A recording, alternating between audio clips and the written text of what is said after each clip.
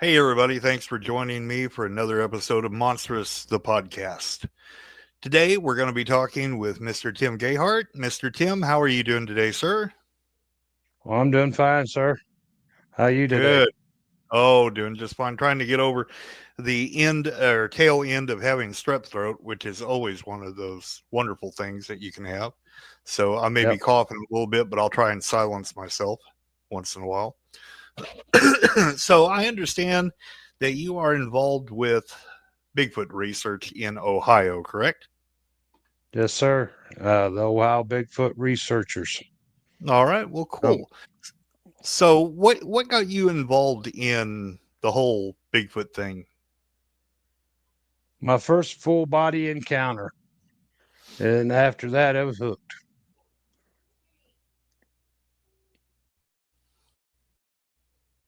Oh, yeah, you were hooked. When did this happen? It was in April of 2021 Okay. at Could Salt. could you yeah, just tell us about it if you would. It was at Saltfork State Park in Ohio, which is southeast of me, where I live at. And we joined. We'd been watching some shows on TV, and we ended up joining a Bigfoot group, and they was having a weekend camp out, Bigfoot investigation research camp out weekend. And we decided, well, let's go down and check it out. And I always wanted to go to Salt Fork when I was hunting and stuff, and never got the chance to go. But we ended up going down there for the weekend, and we ended up going through the park, driving around in the park, and we've heard of different times that people have encountered them in the park and stuff. So we ended up over at this one location. It's called Hozak's Cave area, and we was there, and my wife was down looking at there's a beach area there, and she was down there looking at the beach area and looking for shells and rocks and stuff like she always does when she gets around water. And I was standing behind the car in the parking area, and I was standing there smoking me a cigarette, watching the hill, because the hill comes right down to the lake right there. And it used to be a road, and they dead ended it when they made the lake. So I was standing there watching this hill, looking for any kind of animal or stuff, and maybe a possible sighting of a Bigfoot, which I was doubting at the time because it was probably around noon during the day, and sitting there smoking a cigarette, watching this hill, and then I seen this big black thing step out. It was up on the ridge. I seen this big black thing step off behind the big old oak tree.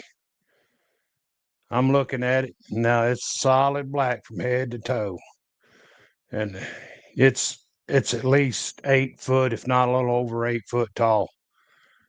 Big, wide.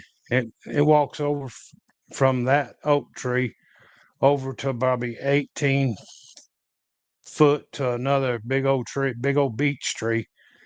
And I'm standing there looking this, watching it walk across there, and I'm like, "Am I seeing this?"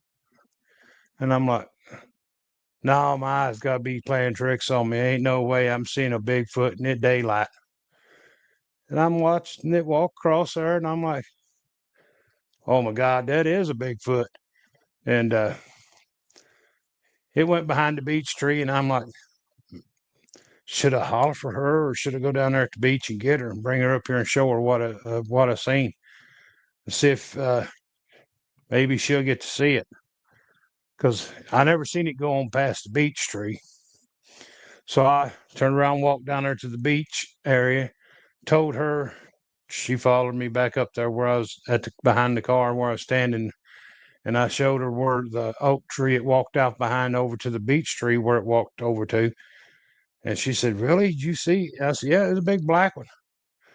And she said, "Where did it go?" I said, "Last time I seen it, it was right there behind that big beech tree before I walked down to get you." And she said, "Well, let's walk down through here and see what we can see." So I said, "All right." We started walking there, and they have a guardrail there. It dead ends it, so you can't drive past it. So we go around the guardrail, and she's walking in front of me. She said, "Now, be careful here, babe. Don't trip over this log here. I have to walk with a cane. My back's bad. My legs don't work right." So I took my time, got over the log, which is about 10 inches around, and it's probably about, well, it's long as a 2-lane highway, a 2-lane road. It's from one end of the blacktop past the other end of the blacktop. And so we go on down through there, and I was watching the hill as we're walking down through there real slow. And I see these like animal trails coming off the hill down the bank where they cut it through to make the road. There's a bank there. Then it went on up the hill. I see these animal pathways coming off the hill, and I walk over and start looking in it, and didn't see no kind of animal sign in it. And I'm like, well, something's coming off the hill here. Walk down probably another 50, 60 feet. Well, here's another one coming off the hill. I'm standing there, me and her looking at it, and I don't see no animal sign in it, no deer sign or nothing like that. And I just turned my head just a little bit more to the right, and I'm like, is that a footprint right there? And I took my cane, and there's a little twig with a fork in it growing there. And I pushed it over, and I'm looking at that, and I'm like, yeah, that looks like a footprint to me. And I asked her, I said, is that got toes? Is that a footprint? And she looked at it, she said, yeah, it's a footprint. It's about 9 inches long it was, and probably around 3 to 3.5 inches wide. And I'm like, well, that ain't no human. Ain't no human going to be barefoot just to step up on that bank right there. And so she took a couple pictures of it. And then she started walking on down away from me. And I'm still standing there looking at that. And then I was watching the hill at the same time, looking up the hill and stuff, sitting there watching to see if I seen anything move. And she gets down probably 70 feet, 80 feet from me. And then she goes, hey, babe, hey, babe. Oh, I turn around, I look at her, I go, what? She goes, I see one. I see one. I said, I look at her and I say, where's your phone? She's in my back pocket. So I said, get it out, take pictures, and I'll work my way towards you. So she gets her phone out of her back pocket, gets it up, and starts taking pictures. I get down there to her, and she goes, it's right up there by that big white tree. I said, yeah, beach up there? She goes, yeah. She said, right at the bottom of it. You see it? And it was a little black one. It was a little young one. It wasn't but about maybe 3 to 3.5 foot tall. It was sitting there with its arm like this around the tree. And she said it was looking at me till I got the phone out and started taking its pictures. And just about that time, we heard like a tongue pop, like somebody popped their tongue. And that little Bigfoot went to run around the side of the tree and around to the back of the tree. And I'm like, well, that must have been Mama telling them it better hide.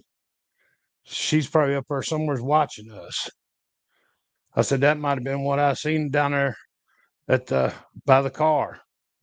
And she said, I want to walk down this way. You stand right there. I want to walk down this way on toward this dead end and see if I can see around the back of the tree, see if it's sitting there. So she started walking on down that way from me. I'm standing there watching to see if it goes on up the hill above behind the tree, and never did see it move no more. And she got all the way down there to the end, and she went up in the edge of the woods a little bit. And I said, well, she must didn't see it move. It must have already either went up the tree or went on up the hill, and we didn't see it. So I started walking down to the dead end toward her, and we didn't. Got down there, and I said, "Did you see anything moving up there?" She goes, "No." So we decided to come back out, and we was going to go over to Bigfoot Ridge. And I crossed that log before I got to the guardrail to come out. We go get in the car. We go over to Bigfoot Ridge, which is in the park. It's a well-known place to see a Bigfoot. get a sighting one. Before they built the primitive camping up in there, that used to be one of the main research areas for all the big name people here in Ohio that researched back in the day. So we go up there and we sit around. They have primitive camping areas up there. They have bathrooms on each camping area. Then they have picnic tables and fire rings. So we're go over, and it's reason it's on a valley on both sides of it. It's a ridge they call. It's the reason they call it Bigfoot Ridge. So we go over, sit and stand looking over the ridge, down into the valley and stuff. It was kind of thick the first part you could see, but you could see on over to the other side of the hill and stuff, and it wasn't too bad. So we sat there at one of the picnic tables. We sat there and listened and watched, and she took some pictures. We just heard some stuff walking around down in there, breaking brush and stuff, but never did see nothing. We stayed there probably hour and a half, 2 hours. Then we got back in the car, started back down to the main road in the park. She said, "Let's go back over to where we seen the ones just earlier today. So we might see another one or catch moving or one moving or setting." It's getting later in the evening now. It's starting to cool down a little bit. So we went back over there. We started over that way. And we're driving down the main road, going that way. And all once this thought come in my mind, and I look at her and I said, "Sally's going to come out and show me her hairy boobs." She looks at me. She's driving. She looks at me. "Who is Sally? And why is she going to show you her hairy boobs?" I'm like, "Well, that's what the Bigfoot's name is. Her name's Sally. She's going to come out and show herself to us." My wife said, "Oh, you're crazy." So we get over there. We walk down to the dead end, and we started down to the dead end. We come around the guardrail. She's in front of me. She just starts walking. And I'm like, "Hey, wait a minute here." I said, "Where'd that log go?" It was right here. She turned around and looked. She said, "Well, I didn't even pay attention that I had to cross it." I'm like, "Wasn't there a log right here?" She said, "Yeah, I told you not to trip over it when you went in." I said, "Well, where's it at?" Now, we've only been gone about 2 hours or 2.5 hours. And I'm looking around, and about 30 foot over here lays 3 big pieces of log laying over there. And it's in a triangle like shape. I'm sitting, "No, ain't no way.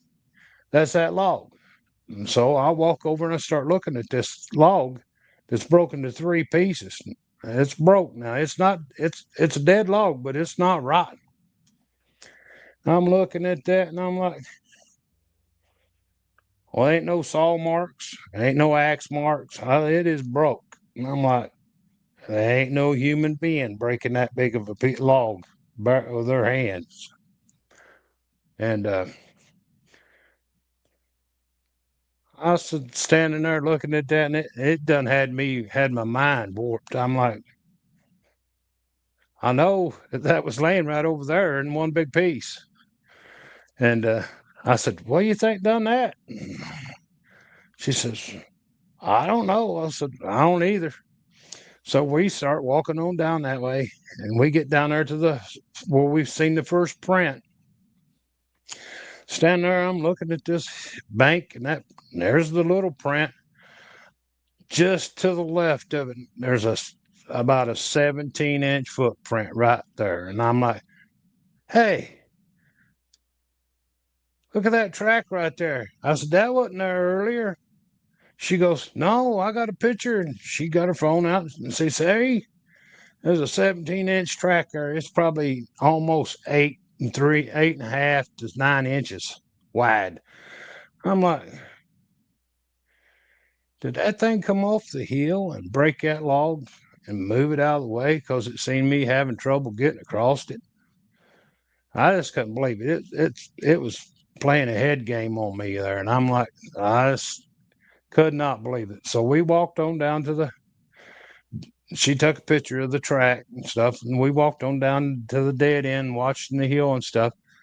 We come back up to where the car was parked, and there was a strip of dirt there where the state park come in and pushed it up with a payloader because I don't know if somebody was dumping trash or dead animal carcasses or what.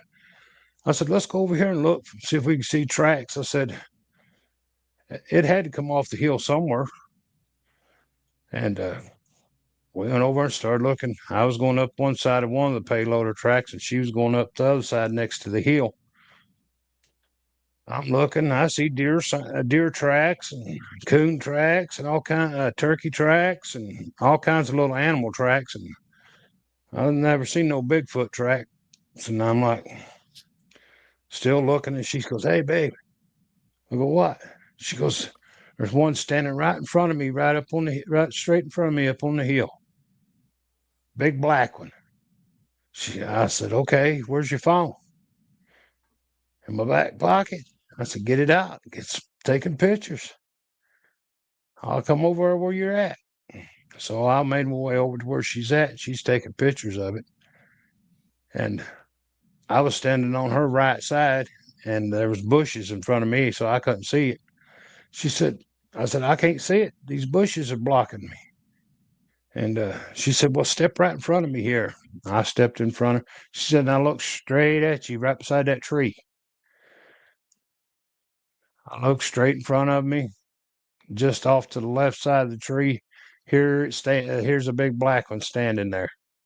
She said, "That's a female." She says, "You can see her breast." And I'm like, "Well, I told you she was going to come out and show herself."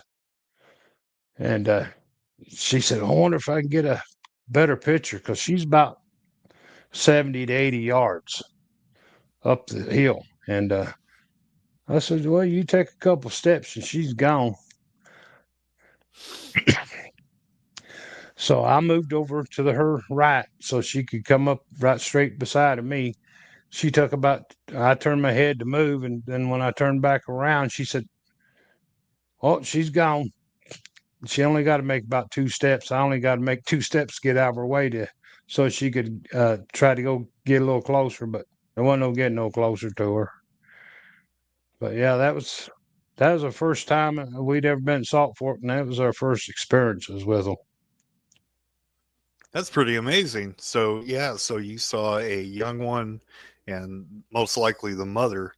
So do you think that maybe she did move that log because she saw that you had such a problem trying to get over it? Yeah, because there's no way no human being did it, because like I said, it was probably 15 to 18 foot long and about 10 inches thick around.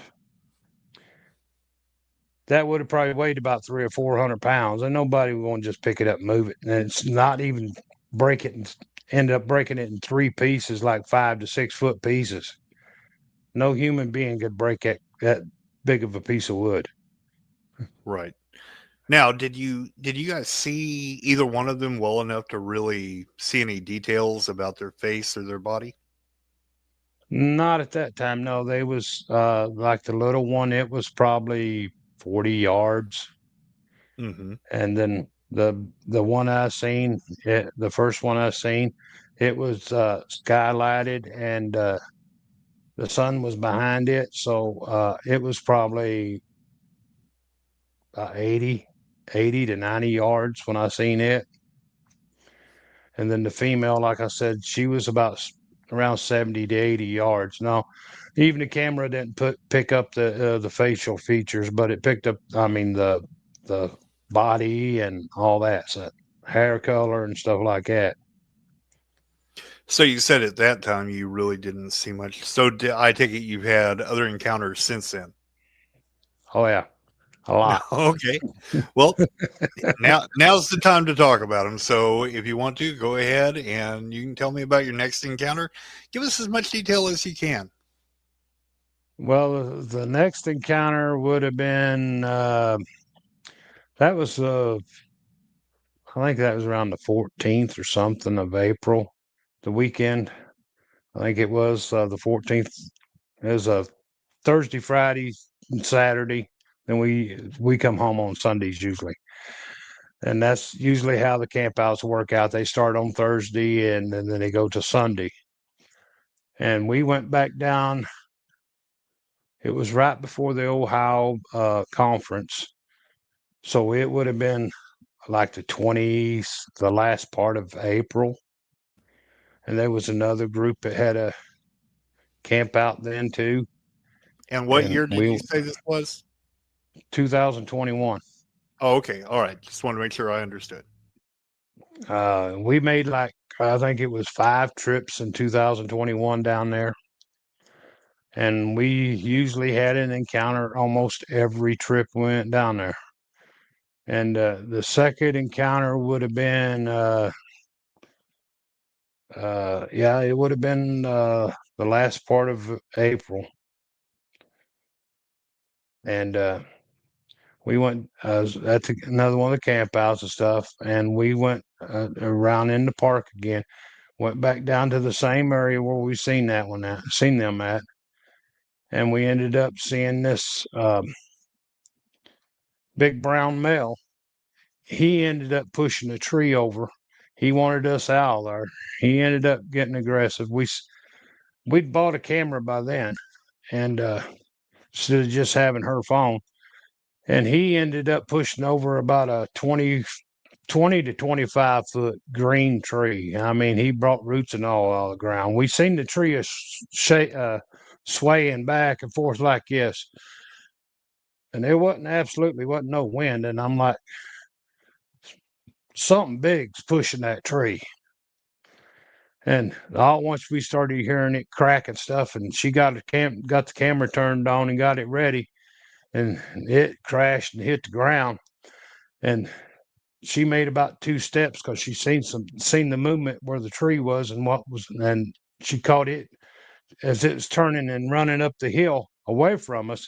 She ended up getting a picture of it going up the hill. And in the hard copy we got of it, now you go to the group and these other places where the picture's shared, it looks a little bit fuzzy, but in the hard copy, you can see the skin under the hair. It's dark brown. Well, not dark brown, light brown.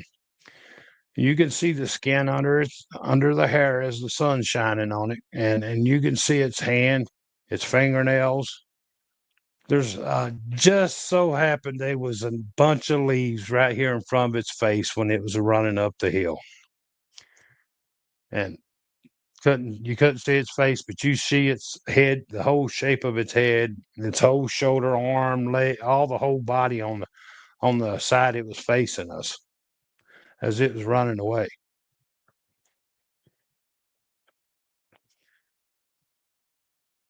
But it was a male, and it was probably close to 9 foot tall. That one was big, bulky one. Now, you said the hair was brown on that one, correct? Yeah, like a light brown, like about the color of like brown Carhartt color. Mm-hmm. Mm-hmm. It was about So, that color.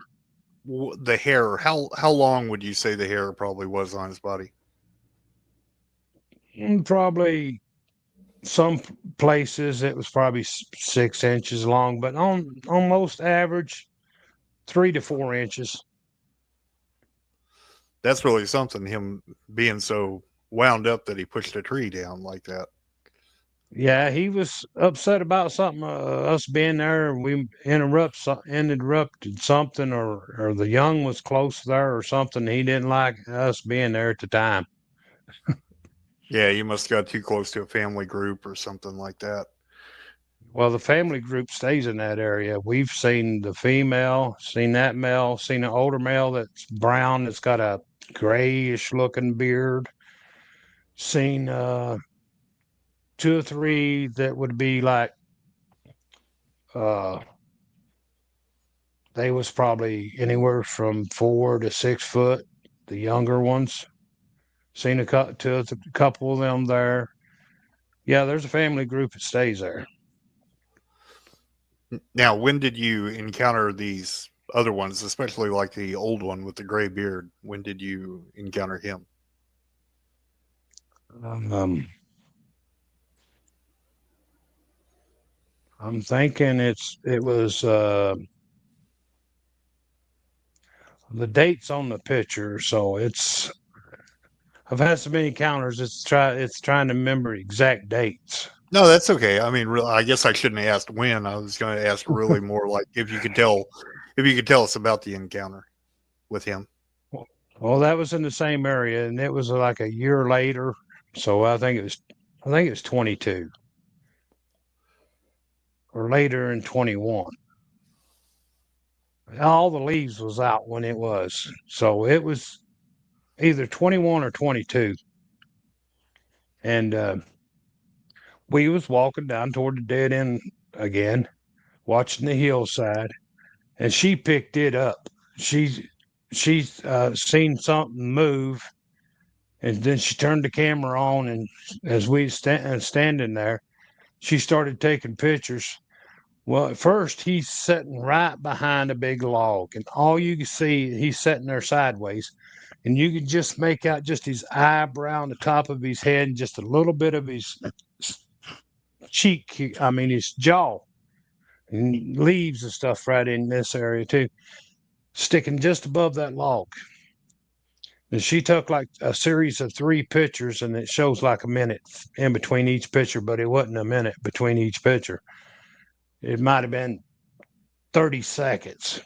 And in the third picture, he's standing up, and he's standing right beside a tree, and you can see part of his body through the leaves, and you see is part of his head, and you can see a part of his eyebrow and just a little bit of his corner of his eye, because through the leaves and stuff, you can see his ear, which is like our ears, but the skin color is like a not like a tan, but like a chocolate looking color. Mm-hmm. And that's when she moved after she took the picture, and she moved, was trying to get a picture of toward its face. And just as she moved around to her left to get a picture back this way to try to get some of his face, she could see the beard hanging here. It was like a grayish color. Then he turned and just walked off. And he didn't have to go very far. He was then, so it was so leafy and brushy and stuff that he just totally disappeared. Now, have And he you ever was, done any nighttime stuff up there? yeah, yeah, we've done night and day, and yeah, we've had encounters at night. It was 2000, I think it was 22.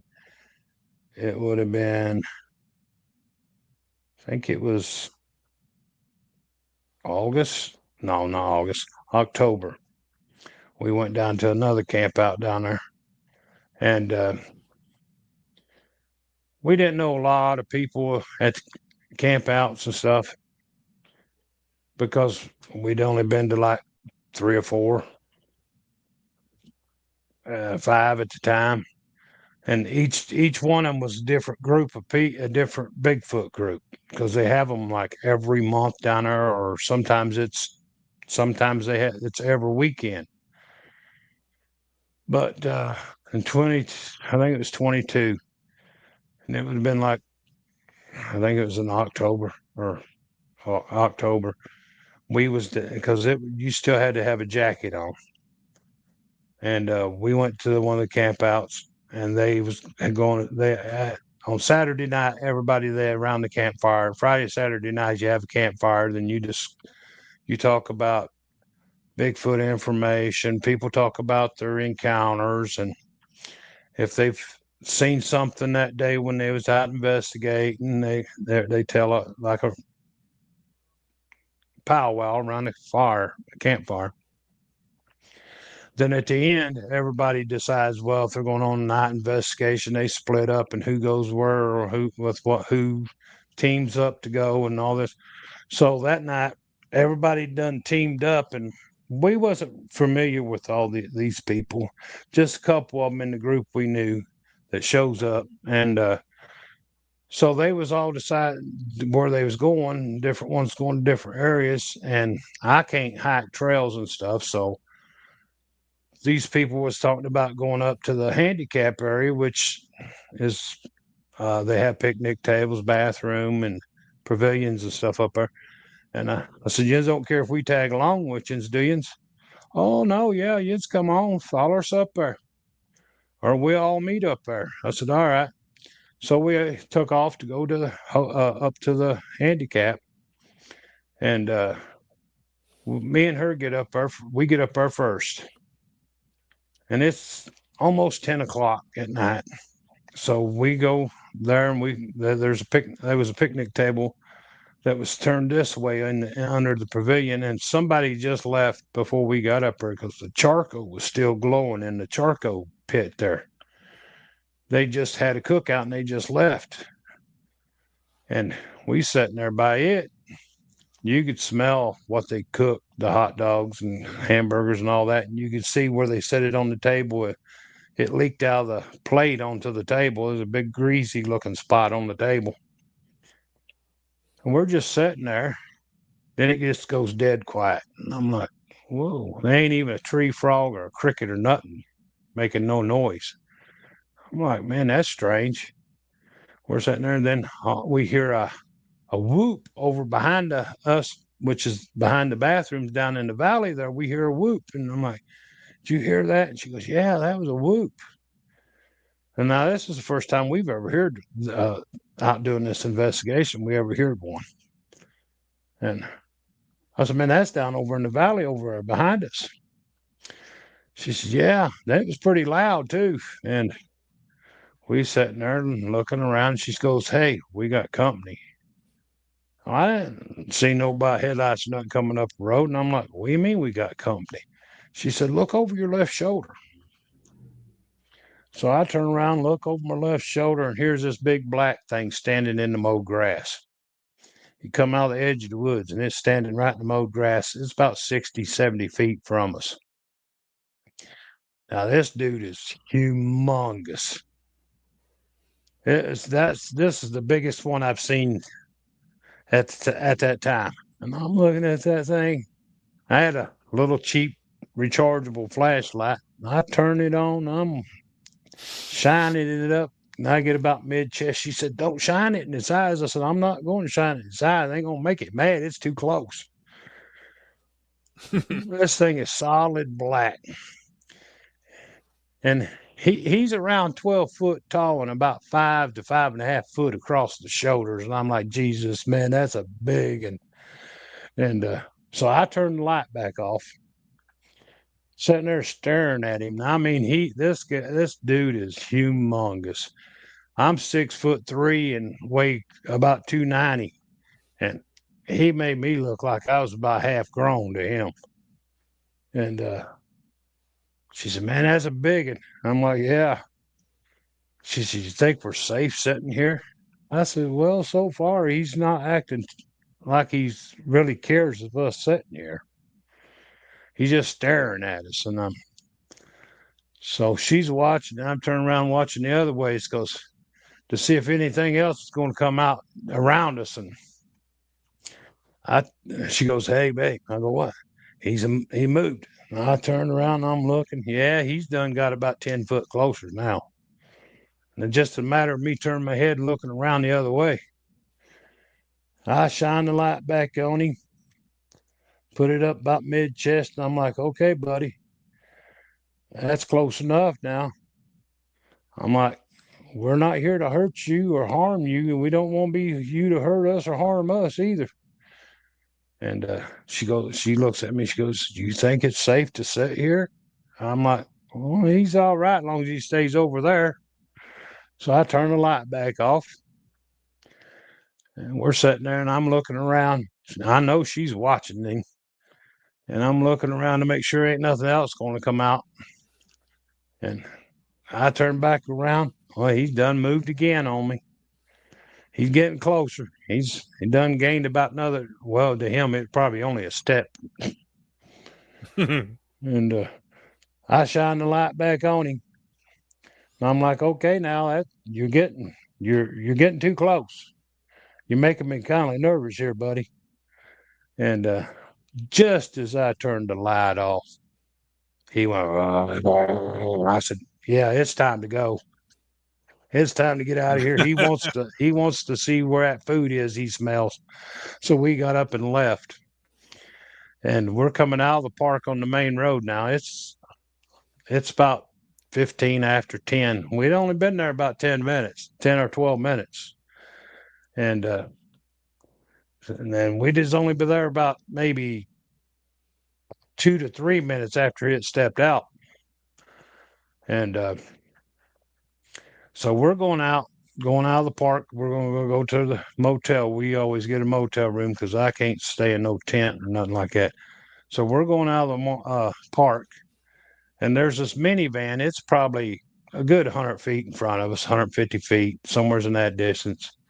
You can see its tail lights, and every now and then when you get in a straightaway, because it's curvy down there, you get in a straightaway, you could tell it was a minivan. It was a dark colored minivan. And the speed limit's 35 in there. So we're driving down through there, and all at once I see this deer darting out of the woods on the left side of the car. I holler, "Deer." So she hits the brakes and slows down. This deer's coming at a dead run toward the road. It does a 90-degree turn, goes right down the side of the car. I could have reached out and touched the deer. And it goes around to the back of the car. I'm watching it. It cuts back across the road. Just as I turn my head around and look back at the road, the headlights is hitting this big brown thing and running in off the edge of the road into the bushes. And she turns and looked at me. "Did you see that?" I said, "That was another Bigfoot." She goes, "Yeah, it run right in front of the car." And I said, "All I got to see of it was its back and its legs and arms swinging as it's hitting the bushes on that side." And it was a big brown one. I'm like, it was a more darker brown, this one was, than the male that we seen over at the other place.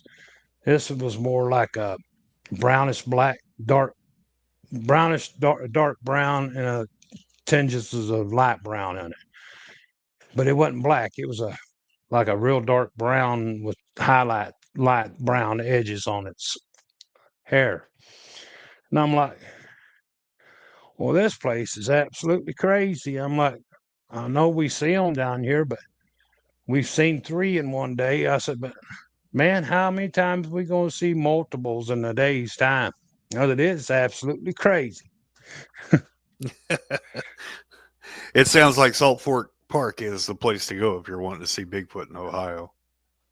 Oh, they're all over, everywhere down. Well, it's called the Bigfoot Triangle down there. It's like 3 counties down there. I mean, 90% of the people that see Bigfoot are mostly around that area, the higher density sightings areas. Mm-hmm. Oh yeah, well, I've been a lot of famous people that goes down there and investigate Salt Fork.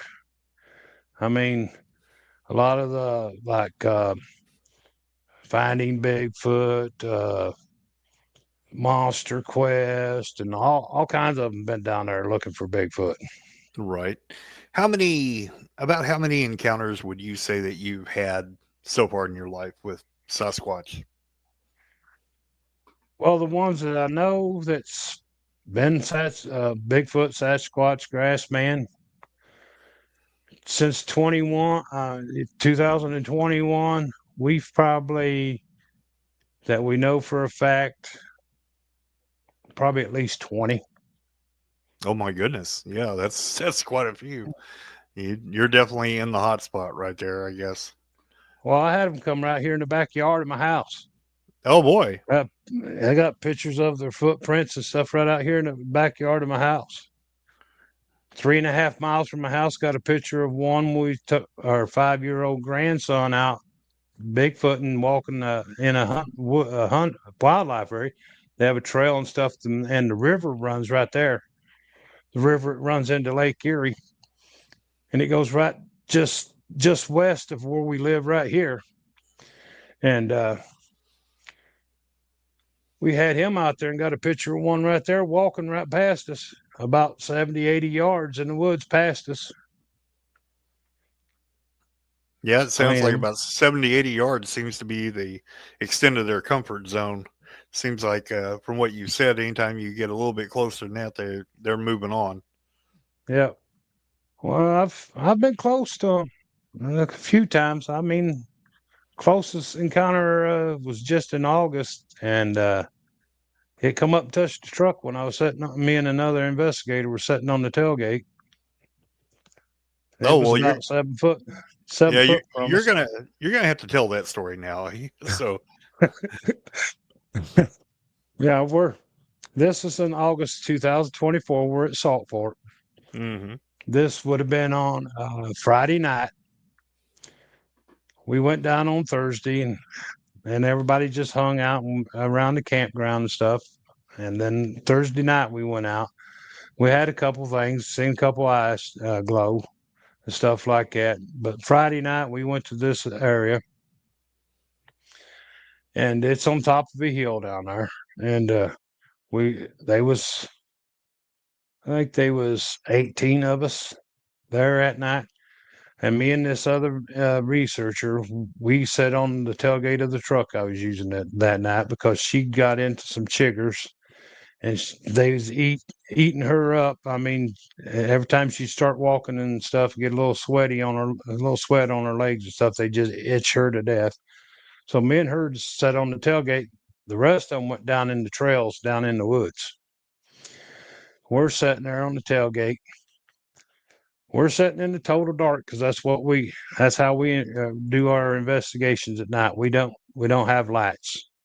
After the encounter with that 12-footer with the light, we just quit carrying lights. And so we're sitting there.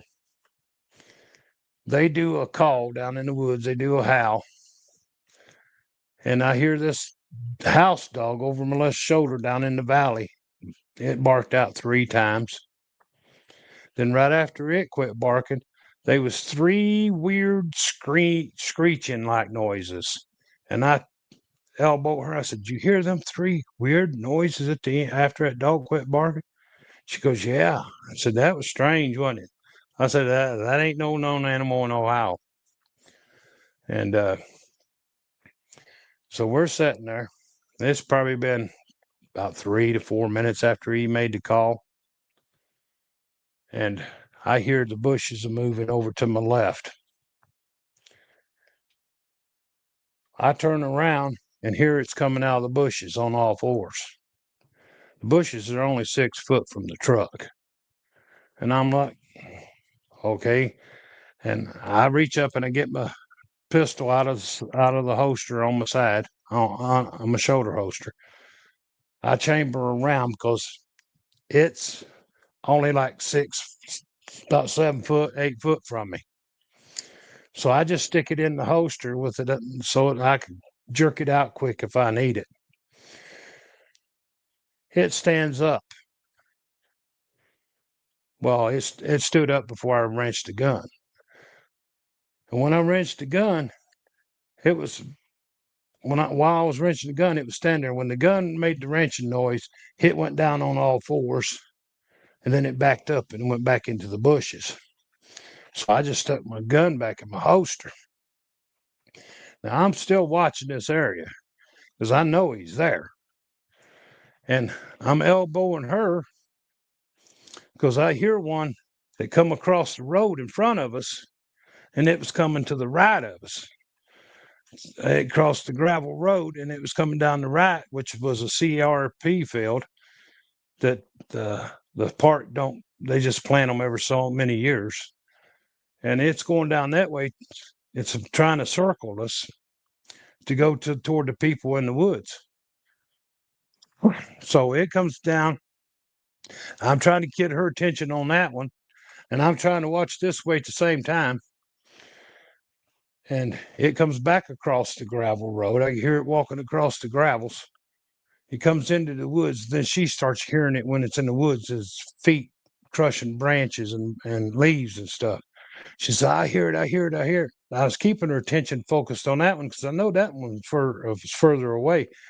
I was focused on this one on my left. I didn't know how far it backed up in the bushes or what. And the other one goes toward all the people down in the woods where they made the call.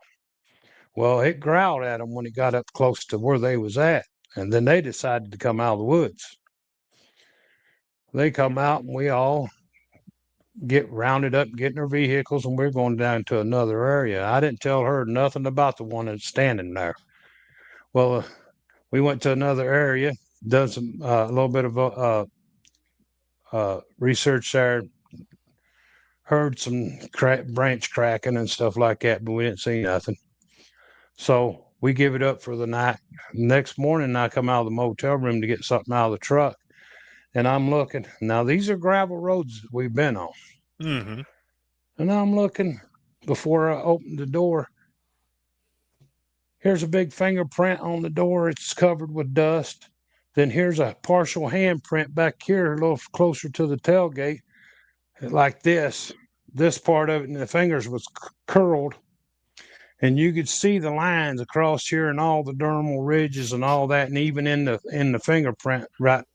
It must put its finger here, and then it put its hand like this. It must have been trying to turn or something, or trying to get back down when I wrenched my gun. But yeah, we got the pictures of it and stuff. They're in our group, and then I have the whole thing on a piece of clear tape where we lifted them off the truck.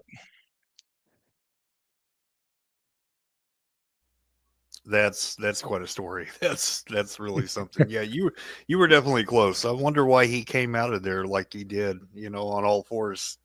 I wonder if he was just, trying to do the. A lot of people refer to it as catch and coup, like the Native Americans did, to see just how close they can get, and he kind of screwed up, and you saw it. Yeah, I think it was that, or he could smell that we had like chips and everything in this truck in the back seat, and snacks and stuff. I don't know if he was smelling that as the reason he was trying to look in the window, or what he was trying to do, or he could have been counting coup. I don't know, but I knew he was right there, and it got kind of like a little bit skittish. It was a little spooky then. Right. That, So there's, a famous podcast out there, Sasquatch Chronicles, with Wes Germer as the host on there. And he always asks this one question, and I'm going to ask it to you. What do you think Bigfoot is? Bigfoot is a humanoid mixed,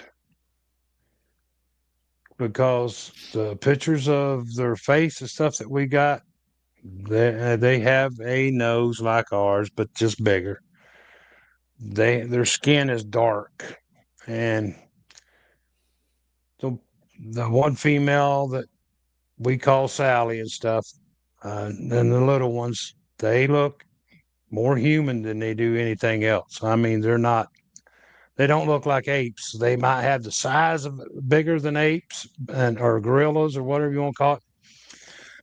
But no, they ain't from no Gigantopithecus or whatever they want to claim. No way.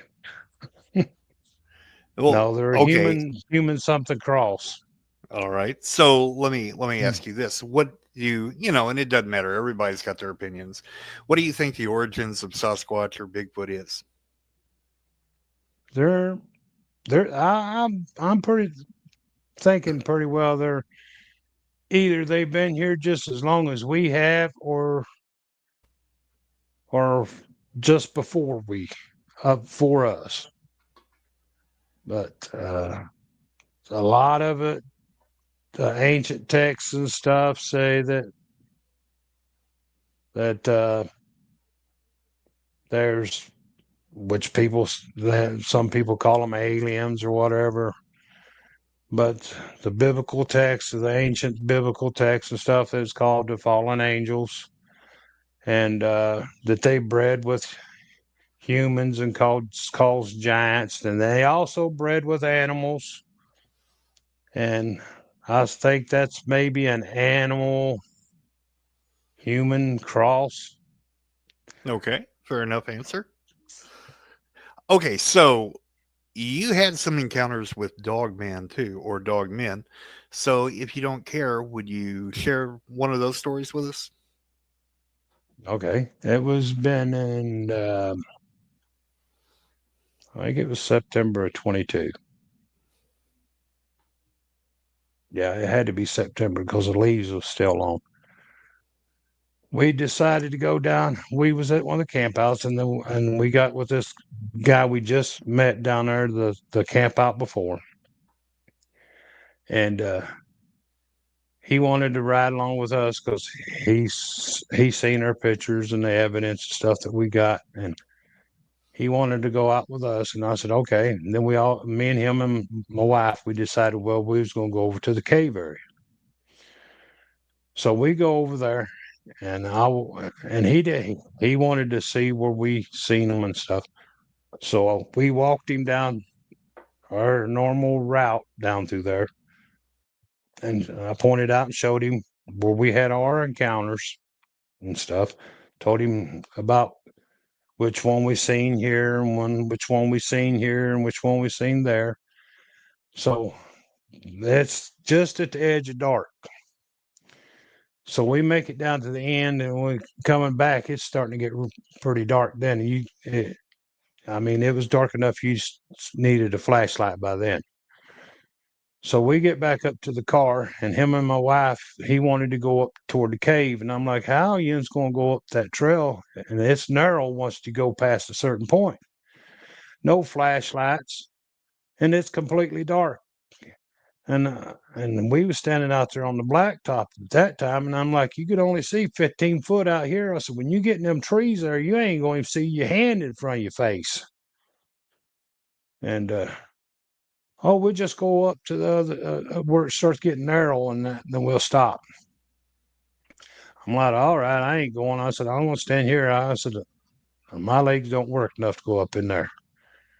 I'll stand here and watch, see if anything sneaks out on the road up here and comes out and looks at me or something." Because at this time, I'd never seen no dog man. I didn't have no clue, and I knew the female and her group was there. And I'm like, well, maybe they'll come out and let me get them, see them because the reflection of the water and stuff behind them.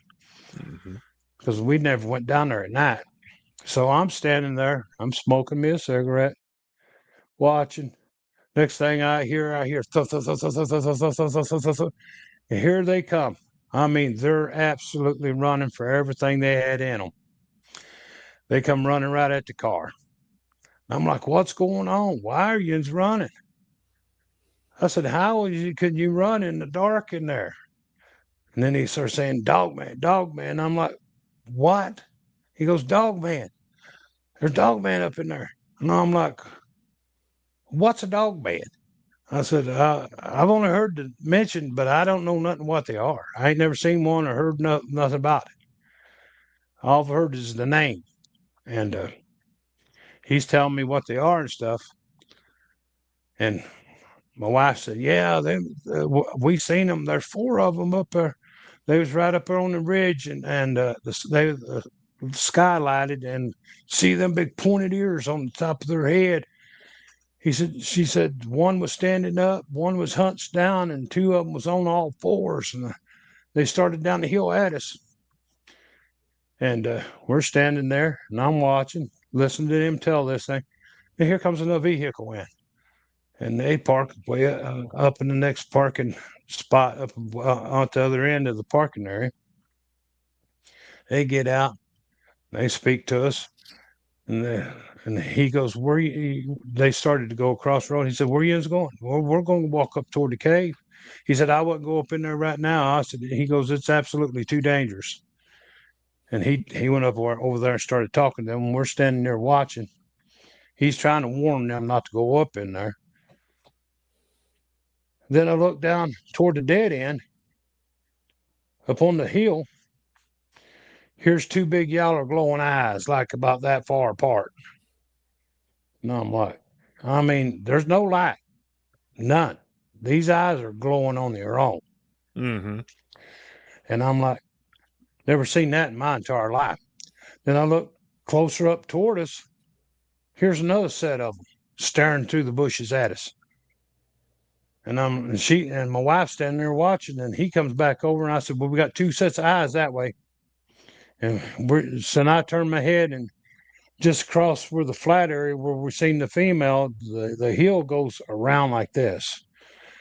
We're right here in the bend up on the hill. There's one looking around the tree at us, about 7 foot or so up on the tree, big yellow eyes.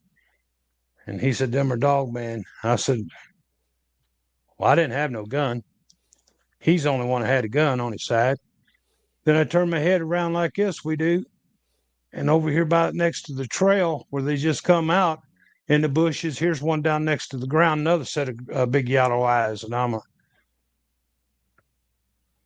then this is just a matter of seconds now that we're seeing there are four sets of them.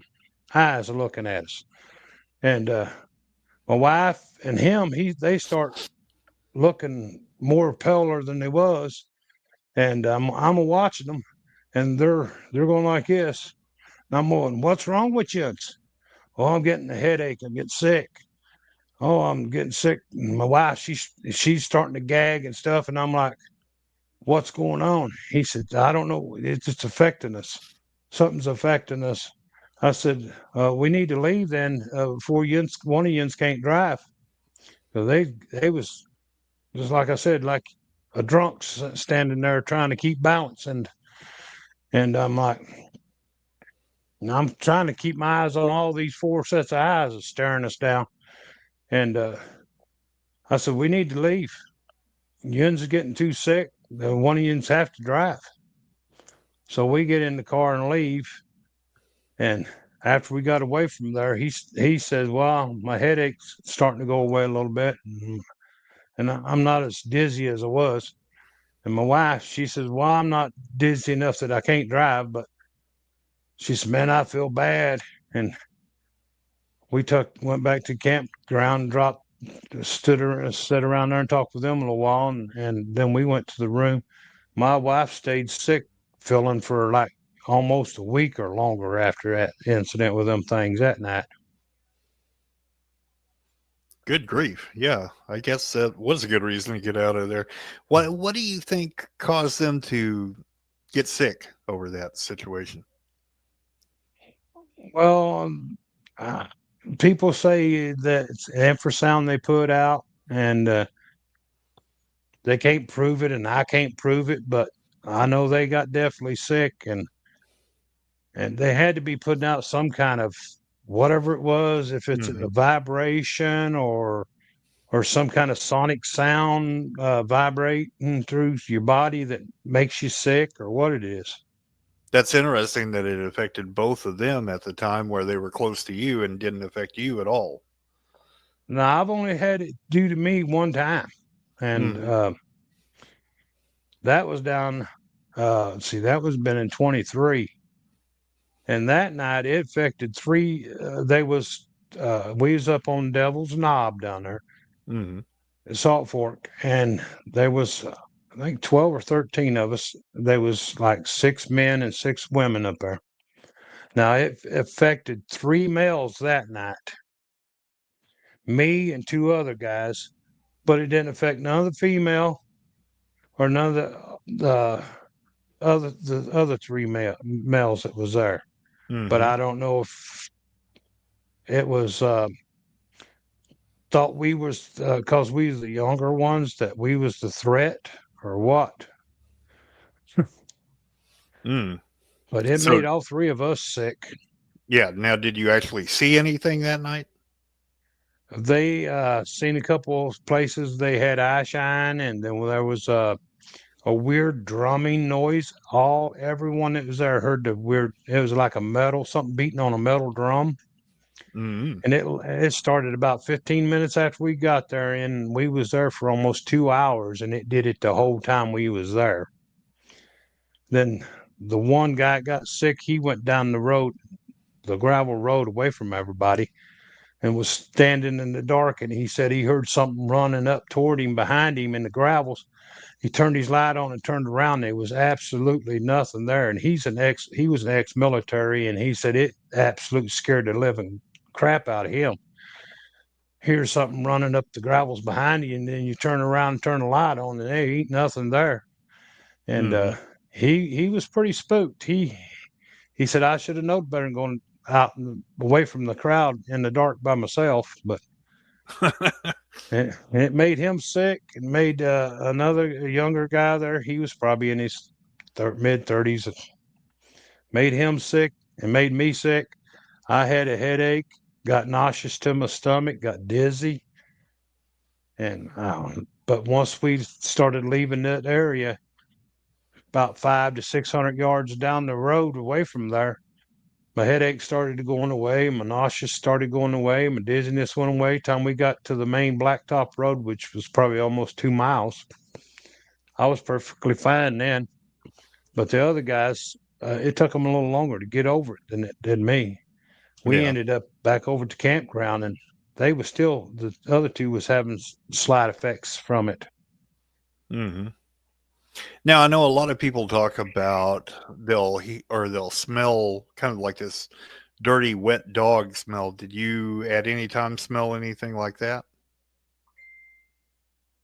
Um, I've only had a smell a couple times, but it was more of a urine and rotten meat smell, Okay, like that's interesting. rotting dead flesh. I mean, I've had to run into that one time down there.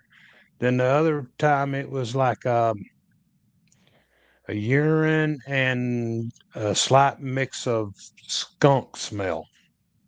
Mm, that sounds lovely. Oh, well, it wasn't too pungent. I mean, it was just drifting on the wind. Right, right. Yeah. Yeah, I know what you're talking about. I was just, what about, you talked about the drumming sound. Have you ever heard any other strange sounds? Because I know a lot of people will talk about like the sound of babies crying or the sound of children or even the sound of almost like a car door slamming shut. Have you heard anything like that? I've heard uh like screech owls, but Mm-hmm. different than a screech owl, more deeper tone than a screech owl. Yep.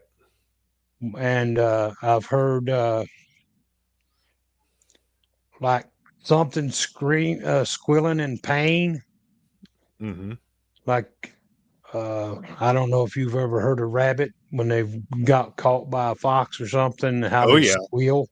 Oh yeah. Okay, I've heard that a few times out in the woods, and when we was out researching and investigating. Now it was just starting to get dark, and when this went on, and this started, and it did it like 4 or 5 times in a row. I mean, it was like it'd do it, then like a minute or a minute and a half later, it'd do it again.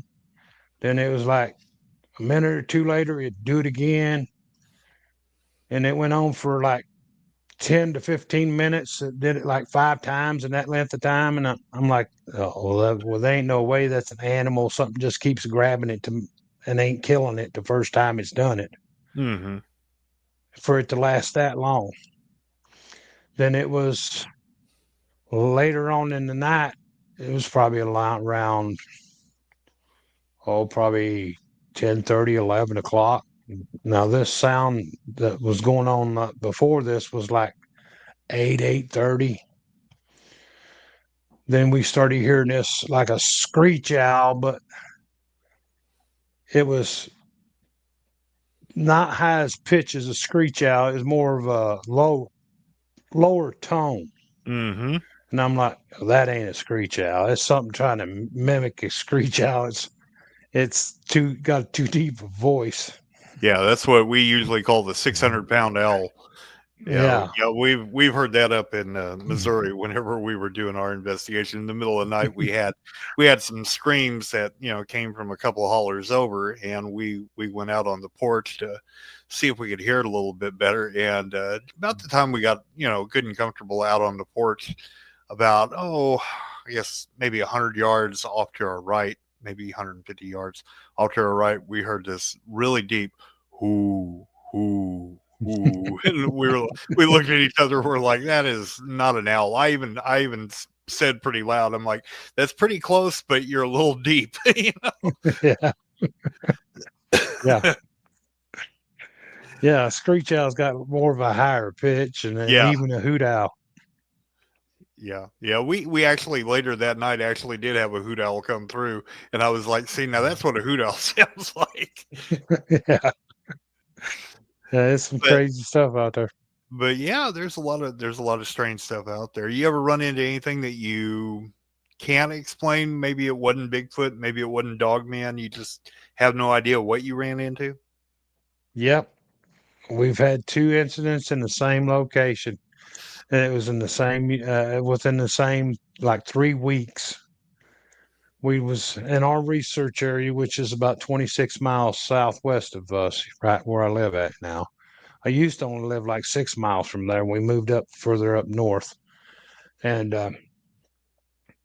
we was out there one night investigating, and it was in October, and it was pretty cold. I mean, pretty chilly at night. It was in the low 40s, and we're sitting there in the total dark. There's no houses. The closest house is probably over a mile to a mile and a half away. Mm-hmm. It's a dirt road out in the middle of no man's lands. There's about 1,700 acres of wildlife area there. Mm-hmm. And we're sitting there. Now, we've heard footsteps in front of us in the woods. We know what's walking around in front of us. Then it quits happening. And then all at once we're sitting there, and just like somebody took a camera with a big bright flash, like they snapped a picture. Everything around us just lit up. I mean, everything. The Mm-hmm. woods, the fields, everything, the whole sky, everything just lit up. And it's just, I mean, just that quick, like a camera flash. I'm like, what was that? And my wife's going, what kind of crazy stuff is that? And I'm like, I have no idea. I said, that's like somebody taking a big bright camera flash and setting it off. Then we sitting there trying to figure out what it is. Then you hear this like a electrical hum, Mm-hmm. like you're standing beside of an electric motor running. How it makes that boo. Right. And I'm like, what is that? And then I got my Walker game ears out and put it on, and you could really hear it humming. And I'm like, well, that's some crazy stuff now. And then my wife started getting really spooked, and she like, oh, this ain't good. I'm like, what do you mean? She said, I'm getting a bad feeling. I said, she goes, let's leave. She said, this ain't good at all. And I'm like, yeah, it's some crazy stuff now. So we get up and leave. We go back out there about, week and a half, 2 weeks after that. Same place. Well, this time we got one of our friends with us. He drove out his own vehicle out there, and we rode in ours. And we're sitting there, and we're hearing these creatures. I've got a couple pictures of their faces before it got dark there last year and this year. Not last year, 2022 and this year. And we could hear them walking around in front of us in the woods. It's like normal. And then they quit. And I'm like, okay. Where'd they go? Or did they just sit down watching us? And our friend, he's on this side of me. My wife, she gets up and she's walking over here down toward there's a strip along down the side of the road that they mow alongside the woods. She walks down that way a little bit. Me and him's there, and it did it again, just that big bright flash. Mm-hmm. And I'm like, he goes, "What was that? Did you see that?" I said, "Yeah." I said, "That ain't the first time it's happened here." I said, "I don't know what it is." I said, "We're looking around. He's looking everywhere. There's roads like 3 miles across the field, and one a mile and a half down that way, and one about 2 miles that way." I'm like, "Ain't no way it's headlights. Not light up that bright that far." And he says, "That is crazy." Then here goes that humming again. And I'm like, "That's the same thing that happened before when we was here." Well, here comes my wife. Now he's getting pretty spooked. He's he's not used to being out and have things like that happen. He even when went out with us a couple times to but just out there sitting investigating for Bigfoot and stuff. If they got too close or walking too close, he'd get in his vehicle and leave. Well, he says, "Well, I'm going to I'm out of here. I'm going to the house." So he gets out and leaves. And my wife, she's coming towards me. She said, "That crazy stuff happened again, didn't it?" And I'm like, "Yeah." She goes, "Let's go." So we got in the vehicle and left. Any idea what you think? I mean, personally, what you think that might have been? I have no clue. I might have been a portal, might have been a spaceship. I have no idea. I mean, it was like if you just imagine sitting in a pitch black room and somebody in the next room just jerks the door open and the lights on and bright in that room, and then they shut the door back. That Mm-hmm. just open and shut it.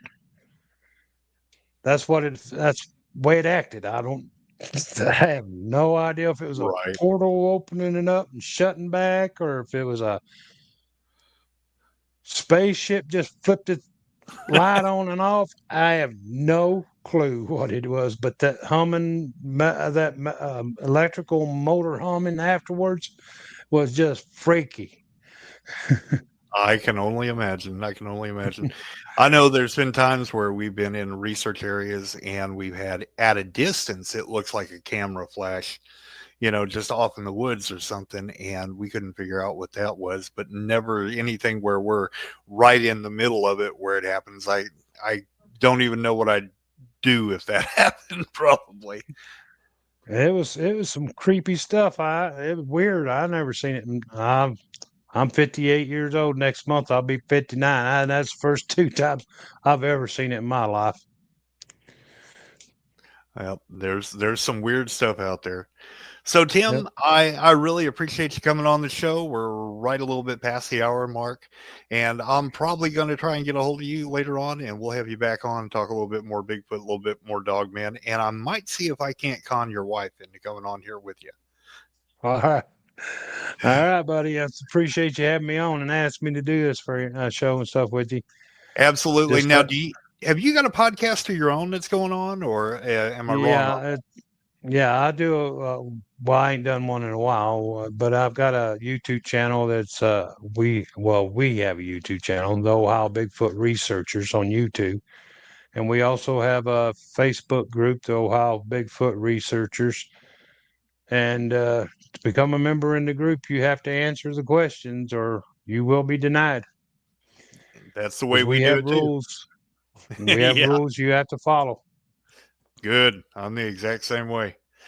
Yeah. So yeah, you're a part of Monstrous now, so we've got you in there with us, hanging around with us. So, and we appreciate having you in there, and love your input, and love the pictures that you've shared with us.